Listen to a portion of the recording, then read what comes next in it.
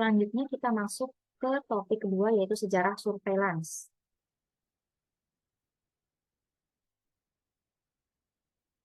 Kita mulai dari pembahasan sejarah surveillance sebelum dan selama abad pertengahan.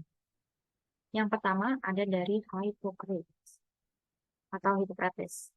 Hippocrates merupakan seorang dokter dari Yunani kuno yang juga dikenal sebagai bapak kedokteran dan epidemiolog pertama. Beliau meninggalkan cara berpikir yang tidak rasional untuk menganalisa kejadian penyakit atau wabah. Dalam karya-karyanya, beliau mengemukakan konsep tentang hubungan penyakit dengan faktor tempat, penyediaan air, iklim, kebiasaan makan, dan juga perumahan. Pemikiran ini yang menjadi dasar perkembangan surveillance sebagai dasar pengamatan, pencatatan fakta, analisis data, dan pertimbangan untuk aksi.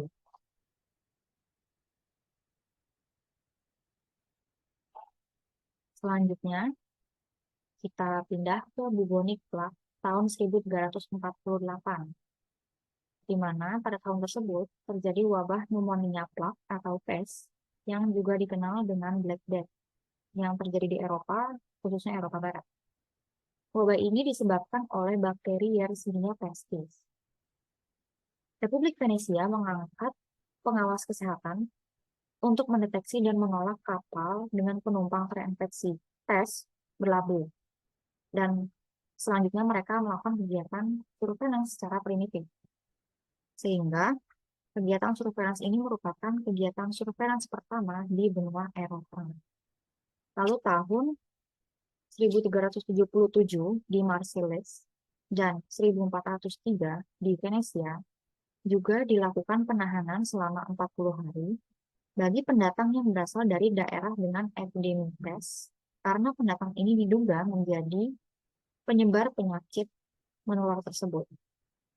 Karantina pertama yang dilakukan yaitu tindakan kesehatan masyarakat yang nyata pertama kali yang dihasilkan dari surveillance.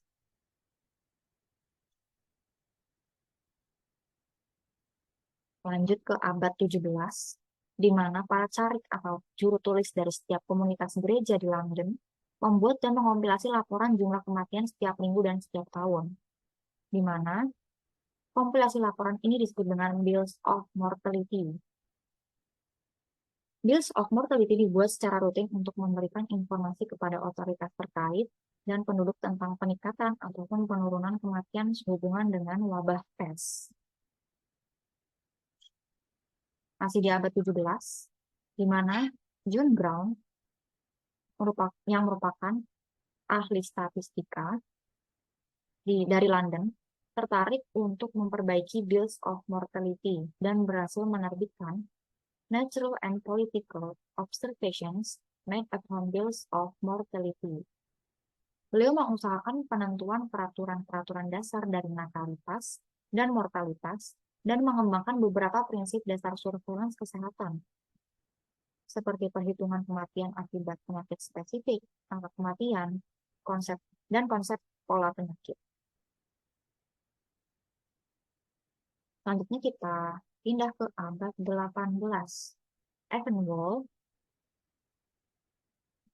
di Jerman, beliau memperkenalkan istilah statistik yang pada zaman tersebut digunakan sebagai kumpulan data tentang penduduk-penduduk negara tersebut. Beliau juga yang memperkenalkan pengumpulan peningkatan statistik kita. Masih di abad 18, di Amerika Serikat, surveillance difokuskan pada penyakit menular. Komponen dasar tentang surveillance ditemukan di Pulau Rhode pada tahun 1741.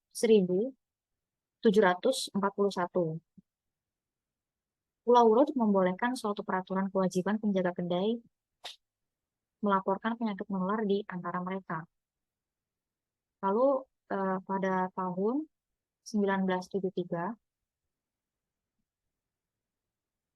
Pulau Rhode membolehkan peraturan yang lebih luas yang mewajibkan pelaporan penyakit cacar, demam kuning, dan kolera. Masih lagi di abad 18, kali ini di Jerman, tahun 1776. Johann Peter Frank menganjurkan bentuk surveillance kesehatan masyarakat yang komprehensif berhubungan dengan kesehatan sekolah, pencegahan cedera, kesehatan ibu dan anak, air publik, dan pengolahan limbah. Selanjutnya pada abad 19, tahun 1839 sampai 1879 di Inggris, William Ford melakukan kegiatan mengumpulkan, mengolah, menganalisis, dan menginterpretasikan statistik vital, serta menyebarluaskan hasilnya dalam bentuk laporan mingguan, bulanan, dan tahunan, yang sekarang dikenal dengan surveillance kesehatan masyarakat.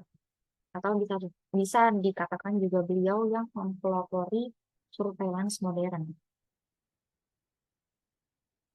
Ford melakukan analisis data epidemi kolera, memberikan data mortalitas untuk kepentingan studi Snow, dan juga memberikan dukungan terhadap hipotesis Snow.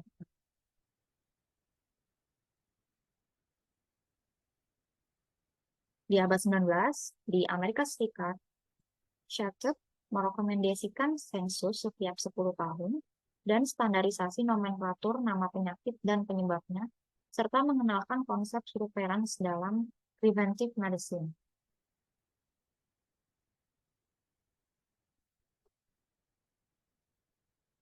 Oke, kita lanjut ke abad 20.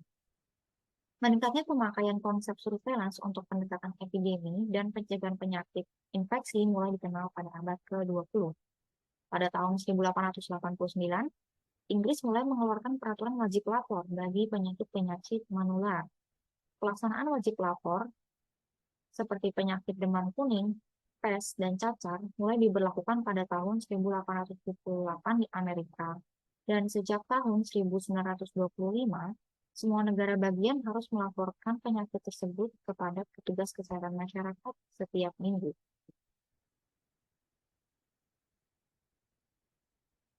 Dan selanjutnya, dari abad 20 hingga sekarang, konsep-konsep surveillance dari zaman dahulu berguna untuk memberikan gambaran status surveillance kesehatan masyarakat hingga saat ini. Di Indonesia sendiri, konsep tersebut tertuang dalam Peraturan Menteri Kesehatan Republik Indonesia Nomor 45 Tahun 2014 tentang penyelenggaraan surveillance kesehatan. Penyelenggaraan dilakukan terhadap penyakit menular, penyakit tidak menular, kesehatan lingkungan, dan perilaku.